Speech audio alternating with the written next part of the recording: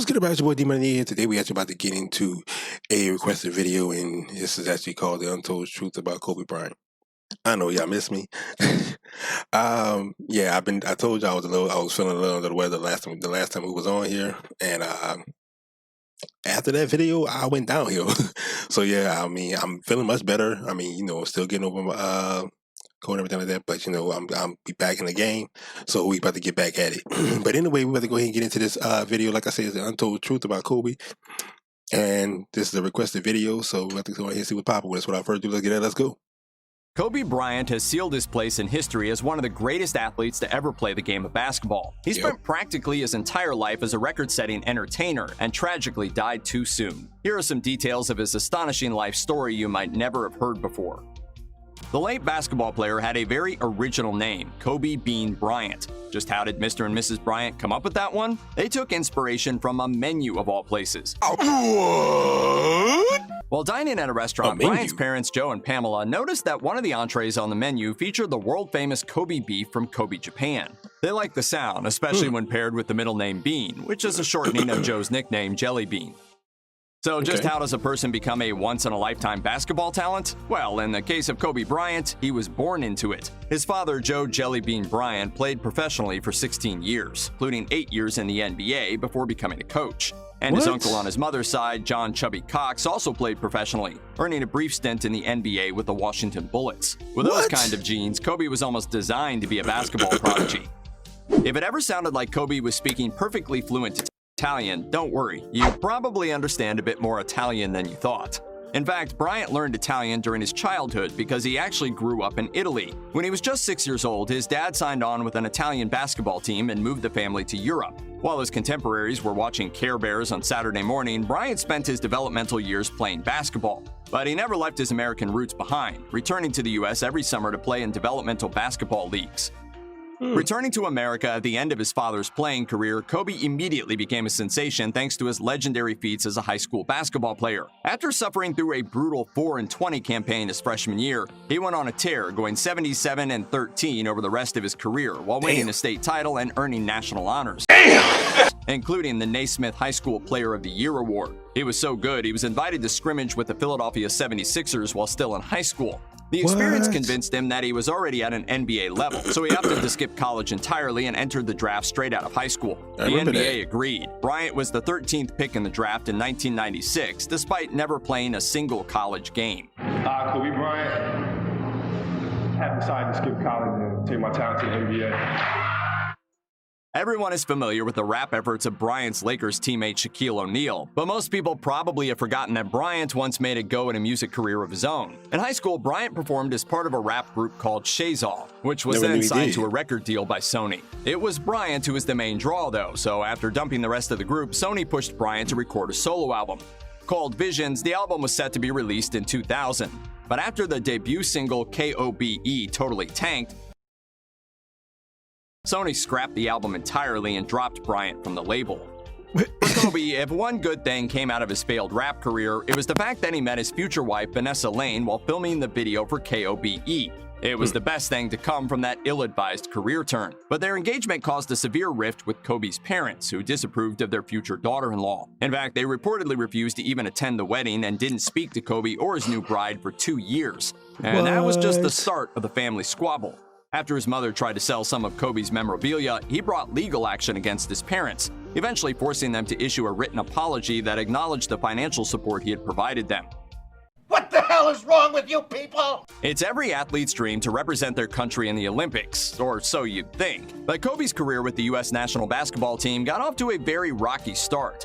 After refusing to play for the national team in both 2000 and 2002, he had to withdraw due to injury in 2003 and 2006. Once he finally got around to suiting up for the USA, though, he made the most of it, winning Olympic gold medals in both 2008 and 2012.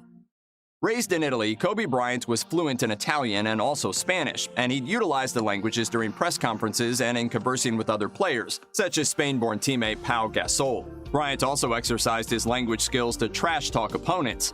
He told France's NBA Extra that he worked on his French specifically to get in the head of Belgian-born Spurs star Tony Parker. As he put it, "I used to love playing the San Antonio Spurs and saying something in French that I won't repeat here to Tony Parker."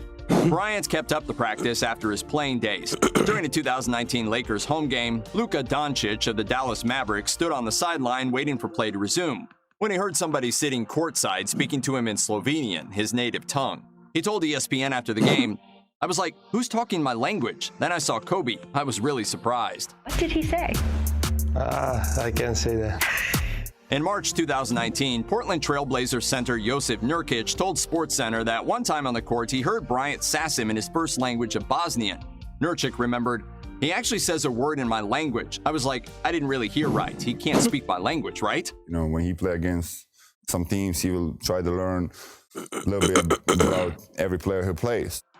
Koby Bryant played his entire 20-season career for the Los Angeles Lakers, but he was drafted by the Charlotte Hornets. So how did he wind up in LA? Bryant's agent Arn Tellem and Lakers general manager Jerry West reportedly conspired to make other NBA teams overlook Bryant. They organized and then canceled workouts where team reps could watch him play and even spread rumors that he wasn't NBA material. But West knew that Bryant was something special and thought he could one day win titles alongside Shaquille O'Neal, a free agent in the summer of 1996 when Bryant was draft eligible. Knowing he'd have to pay a fortune to secure superstar O'Neal, West had to make Bryant unattractive enough to push him out of the NBA draft lottery, the first 12 slots, and to where the salary demands wouldn't be as high. The Charlotte Hornets had the 13th pick, and they were in such desperate need of a center that they didn't care much about Bryant. Since the Lakers had center Vlade Divac to trade, the stage was set for a draft night gambit in which the Hornets would draft Bryant, then trade him to the Lakers for Divac. Which is exactly what happened. No one expects a larger-than-life figure like Koby Bryant to die before their time, so the world was shocked when TMZ reported on January 26, 2020 that the basketball legend's private helicopter had crashed, killing all 9 people on board, including Koby and his 13-year-old daughter Gianna. Koby himself was only 41 years old. Bryant was an avid helicopter commuter who started using this novel transport method during his Laker days. Unfortunately, this time something went terribly wrong. According to eyewitnesses, the helicopter's engine had started sputtering before going down. Koby Bryant's time on Earth was far too short, and his Academy Award-winning work on the 2018 animated short Dear Basketball gave a hint that even after he left the court, he still had a lot to offer. He was survived by his wife Vanessa and their 3 other daughters, as well as a legacy of one of the best players in NBA history. Rest in peace, Koby. Well, bruh, I didn't know that dude knew that many languages. Like, I didn't even know that at all. It sounded like he knew like up to 9 different languages fluently. I mean, he knew Italian, he knew Spanish, of course, English, Slovakian. What was the other one? The other 2 he named. And then he had French. Like, bro, like he knew the damn near 7 different languages. Like, come on, nah. Not to mention, I didn't know your boy was even from France. From France. But like, I can't. I mean, you got to admit, Kobe was like one of the best b-ball players that there were in his time. You know, and well, this time I should say, because that still was part of my time too. And look at me, I sound like I'm freaking old. But like to say that this dude knew that many languages, got along with that many people, and played in. I never even knew the dude was even grew up in Italy. Must have played in Italy. Only thing I knew was the fact that he came straight out of high school. But for me to find out all that, dude, that's wild. Like, for real. So, like I said, this is a good request. I'm not gonna lie to you. Rest in peace, Koby. But anyway, I'm gonna go ahead and end it right here. I hope you enjoyed the video, and please be sure to comment, like, and subscribe. Yeah, it's been a minute. I'm trying to get back in the swing of things. But we're gonna be back tomorrow for another video, and I'm gonna see you when I see you. I'll let your boy. Peace.